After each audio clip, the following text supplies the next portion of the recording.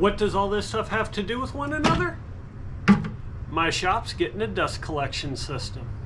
As supplied by my neighbor, this handy dandy dust collection system is getting a little modification. The vacuum itself functions very well.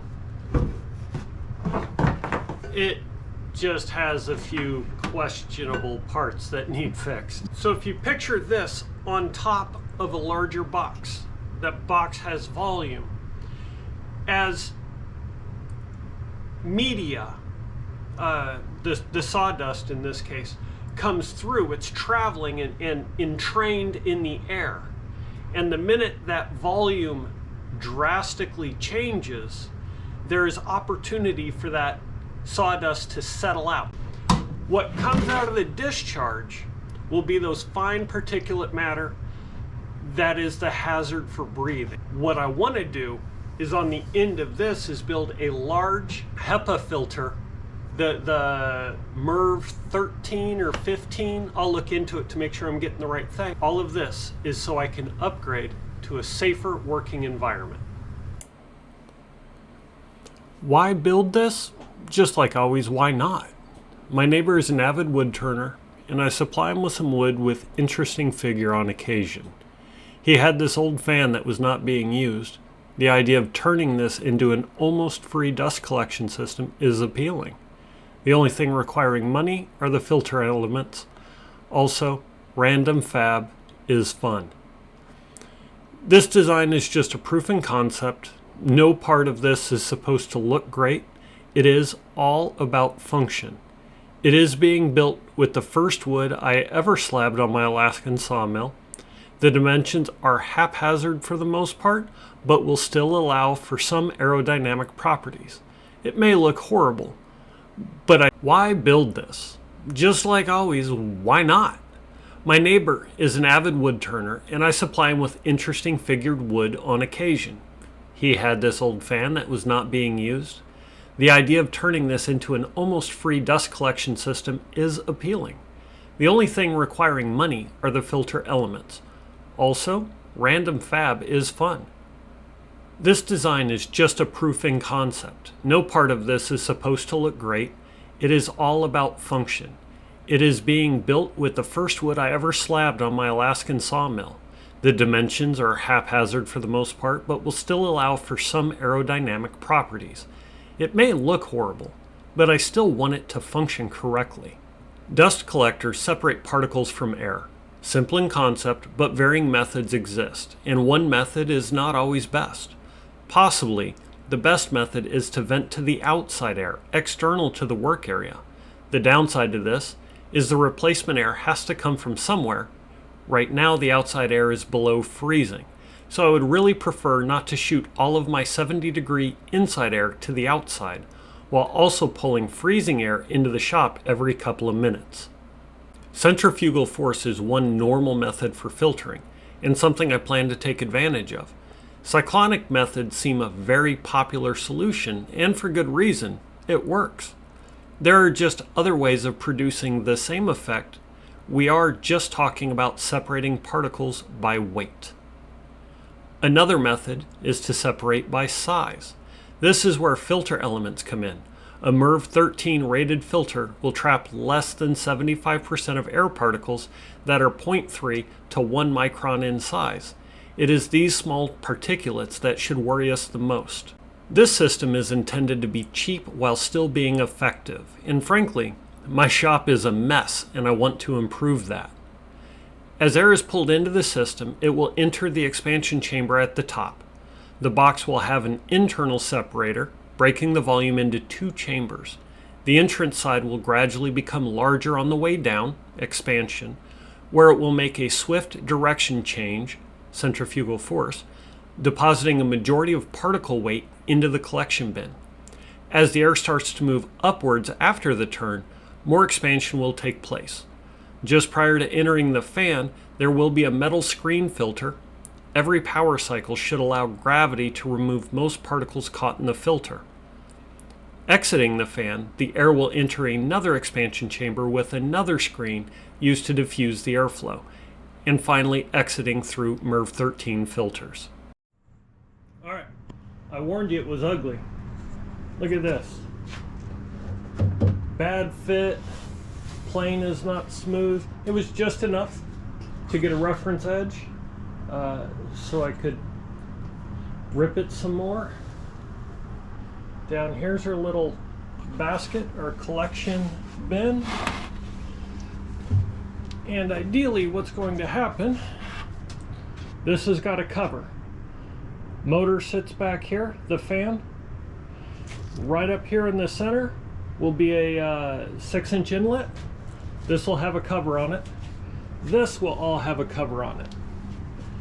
As you can see, I don't know if you can see, this opening expands.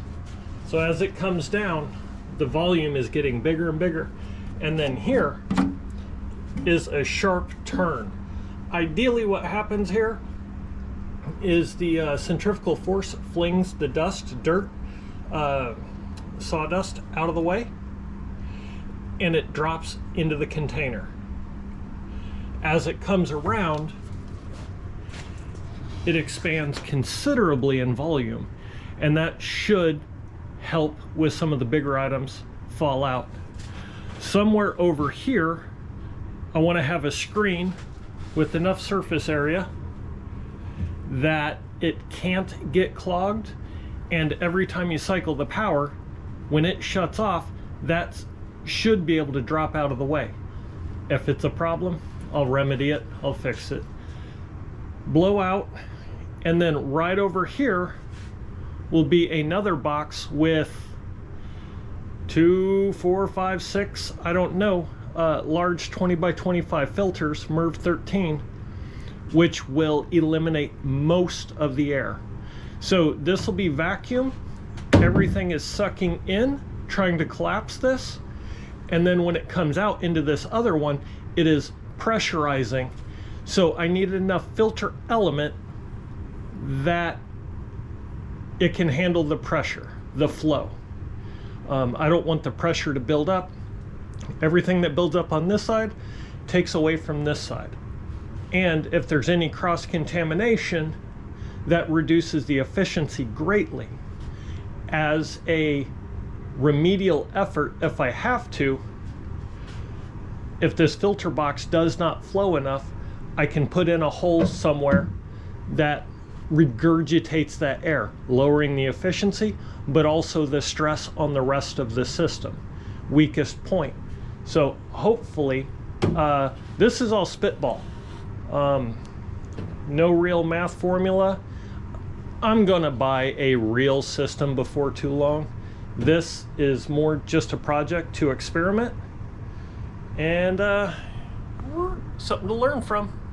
So hopefully it goes well. So far it's not looking fantastic, but I think the function is going to be what we need.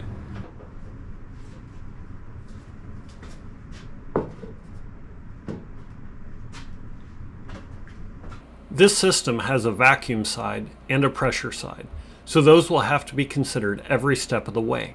Seals and access doors are opposite from one side to the other, pressure versus vacuum. I don't need a bottom on the vacuum side, but will be necessary on the pressure side.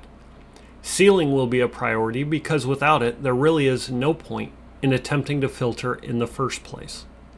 This is a basement shop, so noise is already a problem for others in the house. Placing a large fan directly under the kitchen or sofa would not be a good idea. What I am left with is luckily a pretty good location, behind a door in the corner of the shop with easy access for power, tubing, and cleanup. I got lucky.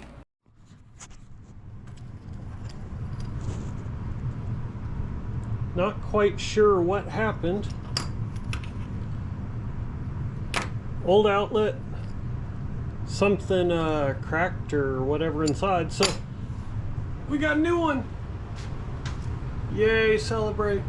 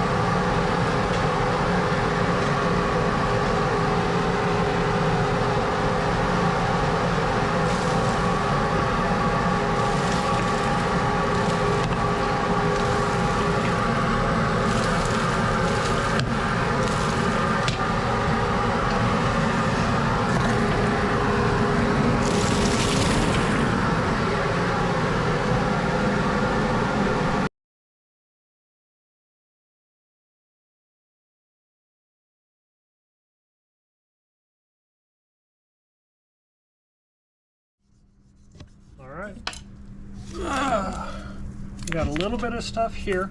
I still want to make a ring around the whole edge so it holds this, but there's quite a bit of fines in there sitting on top.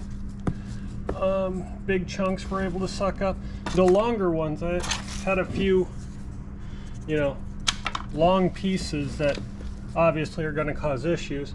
The smaller chunks, no smooth pipe, it's all just that wire reinforced vacuum hose.